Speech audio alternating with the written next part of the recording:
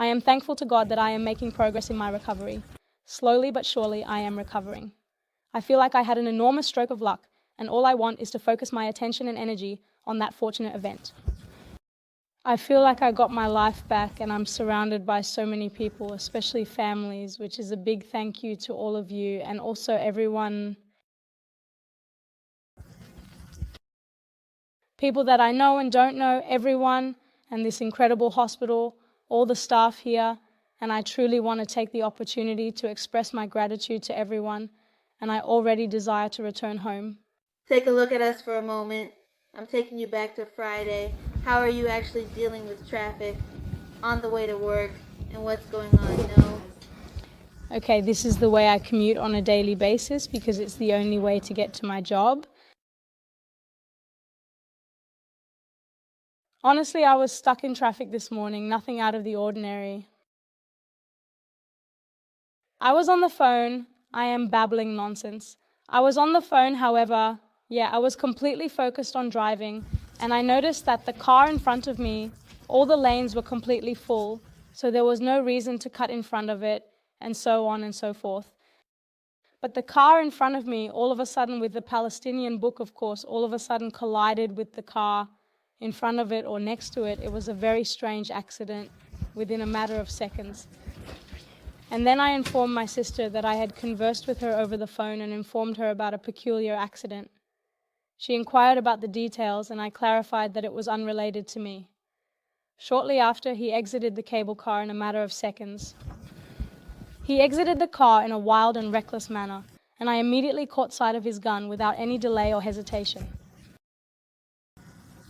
I started yelling at her on the phone, knowing that everyone around me can see, because I already realized that I can't really avoid it. All my words seem like empty talk, but it's likely just a matter of seconds. He glanced at me, I returned the gaze, and I made a sincere attempt to discreetly slide my hand into my pocket, aiming for the least unpleasant area. Naturally, in the interim, I reflected on my previous experiences and uttered, "Oh no, Israel." I couldn't sense the presence of the local government, probably due to the stress, but within a few seconds, I noticed that my entire shirt was drenched in blood. In an instant, I made the decision to exit the vehicle and attempt to flee. Afterwards, in the videos I watched, I comprehended that he was near me, that he was executing the turn and was near me once again, and God determined that he would not conclude the story with me, and I collapsed on the floor.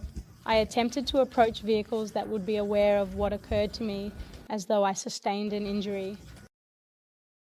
Because I went on all fours, most of the cars didn't open the door for me because they themselves are also busy today. And the first car I managed to open the door, I entered a lovely woman's car. I really thank her. I entered a woman and spoke in my brother's language. The wildest thing that happened to me, I'm pregnant, they shot at me, terrorist attack, call ambulance. What I managed to quickly convey to her was the best thing I could do. It took the ambulance a long time to arrive because there was traffic, and in the meantime, I was surrounded by amazing people. I called my husband so that he would also know that, God forbid, if something happens, I have a child at home who will take care of him, and I wanted to ensure he was aware of that. And that is the entirety of it, and what I can recollect is that subsequent to that, I arrived at the hospital in this location, and that is the entirety of what I can remember. Certainly. Firstly, I am present conversing with you. We, expressing gratitude, numerous days subsequent to the occurrence, the devastation took place in an exceedingly perilous location, and both the infant and I have survived, and that is the most important aspect. On same day.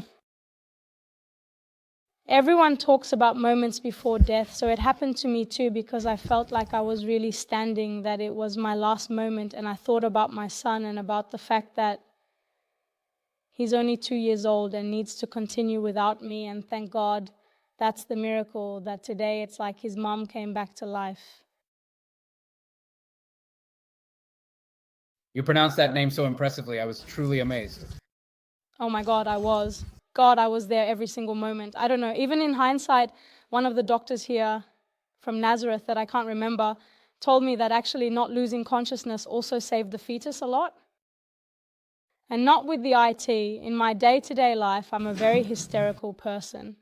And at a moment like this, I was very on edge, as if from what others immediately understood, it was really important to me that the message be delivered so they could take care of me as quickly as possible. To provide information, as if I stated my current week, they inquired about movements. I honestly mentioned the absence of any movements, clarifying that it is not unusual. I communicated everything that could assist me without hesitation. What message did you give her? First of all, I'm really sorry to say that in a terrorist attack, people were injured, and unfortunately, a young guy was killed. I'm really feeling for the family's grief.